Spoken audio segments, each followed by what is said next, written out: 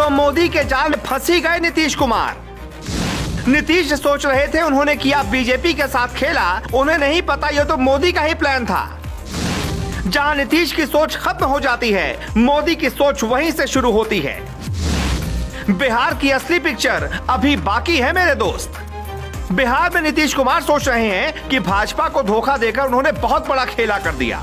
सोच रहे हैं कि दुनिया जीत ली, लेकिन उन्हें शायद नहीं पता कि वो तो भाजपा के बुने जाल में फंस गए। भाजपा तो चाहती ही यही थी कि नीतीश कुमार उसका साथ छोड़कर फिर से तेजस्वी और कांग्रेस का हाथ पकड़ लें। किसी ने बिल्कुल ठीक कहा है, विरोधियों की सोच जहां खत्म होती है, मोदी की वहीं से शुरू होती है।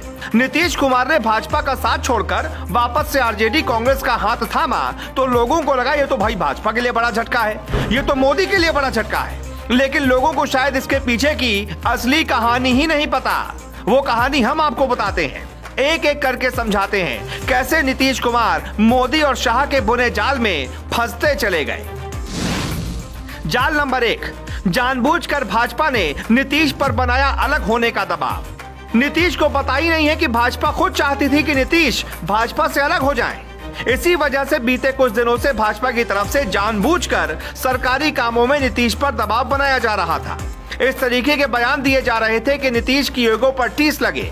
हर काम में भाजपा नेता जानबूझकर इंटरफेयर करते थे ताकि नीतीश को लगे कि वो भाजपा की जंजीरों में बंध गए हैं और परेशान होकर वो भाजपा का साथ छोड़ दें। हुआ भी यही।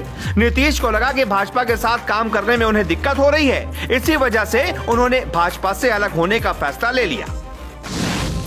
जाल नंबर 2, पटना में रहने के बावजूद नीतीश से नहीं मिले शाह नड्डा। हाल ही में 30-31 जुलाई को अमित शाह और जेपी नड्डा भाजपा के कार्यक्रमों में शामिल होने के लिए बिहार की राजधानी पटना में थे, जहां से महज कुछ मिनटों की दूरी पर नीतीश कुमार का घर है।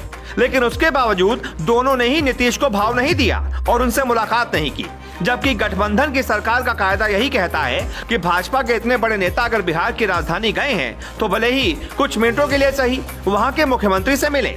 लेकिन शाह और नड्डा दोनों ने ही जानबूझकर नीतीश को भाव नहीं दिया, क्योंकि ये उनके प्लान का ही हिस्सा था। उन्हें पता था ये बात सीधा नीतीश के ईगो को चुभेगी और वो भाजपा से अलग होने की तरफ कदम आगे बढ़ा देंगे। जाल नंबर 3, नीतीश की मौकापरस्त छवि से भाजपा को फायदा। नीतीश कुमार बीते 7 सालों में 3 बार अपने साथी बदल चुके हैं। 2015 में आरजेडी कांग्रेस के साथ मिलकर सरकार बनाई, 2017 में फिर मन बदल गया, आरजेडी कांग्रेस का साथ छोड़कर भाजपा को साथ ले लिया और उसके साथ सरकार बना ली। अब लगभग 5 साल बाद एक बार फिर से उन्होंने भाजपा का साथ छोड़ दिया और आरजेडी के साथ सरकार बना रहे हैं। भाजपा नीतीश की इस राजनीतिक अस्थिरता का फायदा उठाएगी और आने वाले चुनावों में इसे मुद्दा बनाकर नीतीश के खिलाफ ही इस्तेमाल करेगी।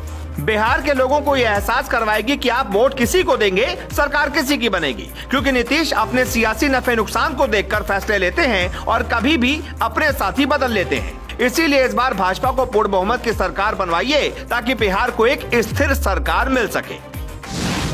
जाल नंबर 4, आरजेडी का पत्ता नीतीश से ही कटवाने की प्लानिंग। मोदी शाह को पता है बिहार में अगर पूर्ण बहुमत की सरकार बनानी है तो सबसे पहले आरजेडी का पत्ता काटना होगा, क्योंकि अभी भी आरजेडी का जनाधार बिहार में सबसे ज्यादा है। आरजेडी को नुकसान पहुंच गया तो बीजेपी का रास्ता क्लियर हो जाएगा। अब भी अगर विधानसभा सीटों के हिसाब से देखें तो आरजेडी के पास 79 विधायक हैं, यानी कि आरजेडी नंबर 1 पर है। बीजेपी के पास 77 यानी कि 77 विधायक हैं, बीजेपी नंबर 2 पर है। और जेडीयू के पास सिर्फ 45 ही विधायक हैं।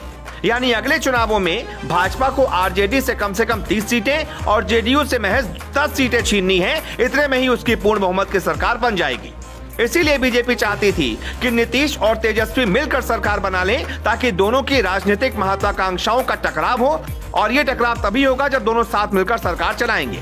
पिछली बार भी नीतीश ने इसी वजह से आरजेडी का साथ छोड़ा था, क्योंकि उन पर आरजेडी और कांग्रेस का दबाव रहता था। लेकिन इस बार नीतीश चाहकर भी लोकलाज के डर से फिर से पारा नहीं बदल पाएंगे और आरजेडी का साथ नहीं छोड़ पाएंगे, मजबूरी में सरकार चलाते रहेंगे। लेकिन हाँ, अंदर ही अंदर वो आरजेडी की जड़ें काटने की पूरी कोशिश करेंगे ताकि वो भी अपनी ताकत का एहसास आरजेडी को करवा पाए। बस मोदी शाह को भी यही चाहिए। बचपन में आपने 2 बिल्लियों की लड़ाई वाली कहानी तो सुनी होगी, जिसमें बंदर यानी कि तीसरी पार्टी का फायदा हो जाता है। बिहार में भी यही होने वाला है। बस आगे आगे देखिए होता है क्या। मोदी और शाह को समझ पाने में नीतीश जैसों को अभी 7 जन्म और लेने पड़ेंगे। ब्यूरो रिपोर्ट, अपना उत्तर प्रदेश।